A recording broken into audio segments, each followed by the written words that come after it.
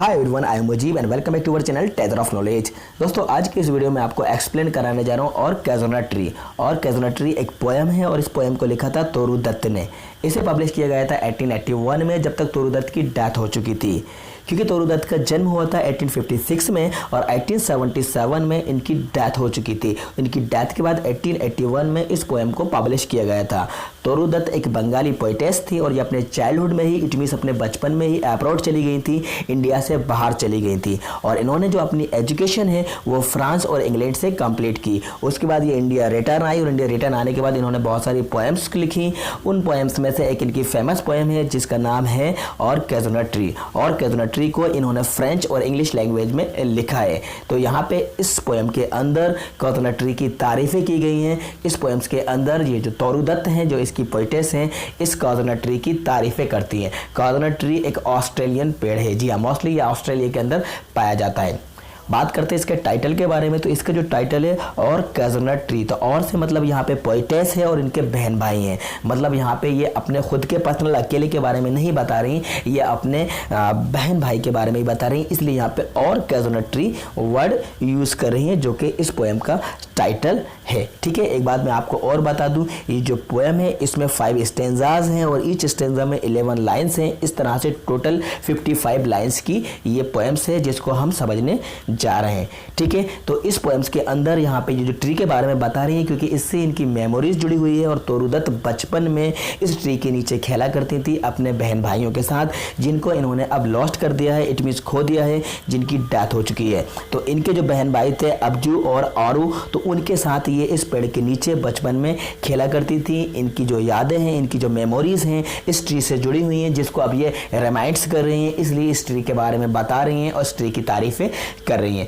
Okay guys, तो हम आगे बढ़ते हैं और इस पोएम्स की एक एक लाइन्स को रीड करते हैं और इसको समझते हैं। तो इस वीडियो को शुरू से लेकर लास्ट तक देखिएगा। और वीडियो शुरू करने से पहले सबसे पहले अगर आपने हमारे चैनल को सब्सक्राइब नहीं किया है तो सबसे पहले हमारे चैनल को सब्सक्राइब कर लीजिए और साथ में बेल आइकन को प्रेस करके नोटिफिकेशन को ऑल कर लीजिएगा, जिससे कि आपको हमारी सारी वीडियोस के नोटिफिकेशन सबसे पहले मिलते रहेंगे। तो चलिए हम इस पोएम्स को शुरू करते हैं।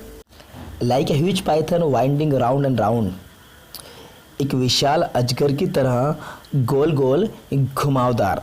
ह्यूज मीन्स होता है विशाल, पाइथन मीन्स होता है कोबरा, जहरीला सांप। तो यहाँ पे कैज़ोना ट्री की तारीफ की जा रही है कि ये जो कैज़ोना ट्री है वो एक विशाल अजगर की तरह गोल गोल घुमावदार है।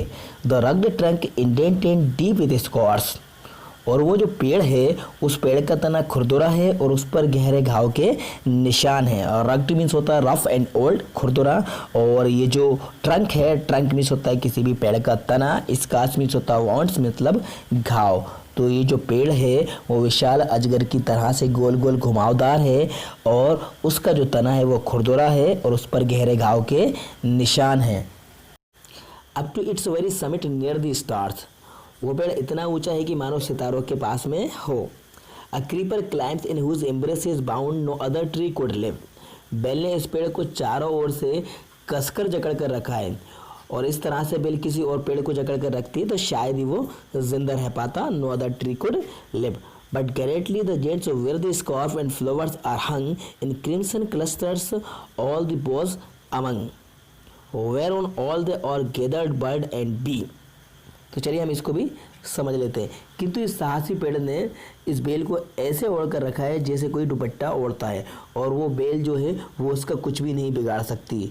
और उस बेल पर फूल भी लटके हुए हैं जिन पर चिड़िया और मधुमक्खियाँ भी जमा होती हैं। ठीक है, तो यहाँ पे मैं एक चीज़ और आपको बता दूँ, ये जो क्रिम्सन वर्ड आया है, क्रिम्सन मतलब होता है गहरा लाल, जिसको आप मैरून कहते हैं। तो गहरे लाल सा फ्लावर्स का गुच्छा होता है और उस पर उसकी जो टहनियाँ हैं, बॉज है, उस पर फूल लटके हुए हैं जिन पर मधुमक्खियाँ और बर्ड्स क्या होते हैं, जमा होते हैं, इकट्ठा होते हैं।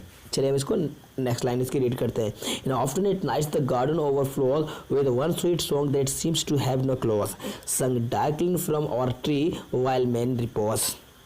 रात को अक्सर गार्डन में एक सॉन्ग बजता है और उस सॉन्ग की आवाज़ पूरे गार्डन में होती है और ऐसा लगता है कि ये सॉन्ग है, सॉन्ग का कोई अंत नहीं है, मतलब सॉन्ग बजता ही रहता है। और कब बजता रहता है? जब हम लोग सो जाते हैं, जब हम लोग आराम करते हैं। तो यहाँ पे जो रिपोज वर्ड है, रिपोज मतलब होता है सोना, आराम करना। ओके, तो ये हमारा फर्स्ट स्टेंजा कंप्लीट हुआ जिसमें इस कोकोनट ट्री की तारीफ की गई है। तो जो सेकंड स्टेंजा है उसमें भी कोकोनट ट्री की तारीफ ही की गई है। तो चलिए हम पढ़ते हैं सेकंड स्टेंजा और उसको भी समझते हैं। स्टेंजा को रीड करते हैं और इसको हम समझते हैं। When first my casement is wide open thrown, at dawn my eyes delighted on it rest. Sometimes and most in winter on its crest, a grey baboon sits a statue like alone. चलिए हम इसको समझ लेते हैं। When first my casement it's wide open thrown, जब खिड़की खुली होती है और सुबह का टाइम होता है, मतलब सूरज निकल रहा होता है, उस सीन को देखकर उनकी आंखें थम जाती हैं। उनकी आंखें से मतलब यहाँ पे तौरू दत्त है, पोएटेस की आंखें क्या हो जाती हैं? थम जाती हैं। ठीक है, इसके बाद कहा गया a grey baboon sits statue like alone.